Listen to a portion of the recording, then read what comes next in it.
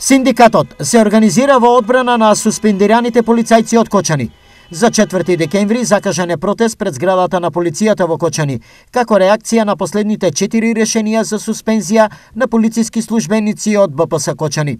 Независниот синдикат за во недела се подготвува да направи еден посебен протест токму пред објектот на ОВР Кочани, намера да посочиме према државните институции да внимаваат, односно да ги разгледаат сите овие наши предлози, барања, сите оние забелешки, односно приговори од страна на полицајците кои се доставени до институциите, односно до обвинителството, за да може да на крајот пресудата, односно се она што ќе биде врзано со конечна одлука околу проблемот да биде со одветна мерка казна. Според независниот синдикат, целата квалификација на делата е сомнителна и престрога. Цениме дека предлогот, односно кривичните пријави кои се поднесени против нив за нас се сомнителни, неосновани, односно има основано сомнение дека сето тоа што е направено е со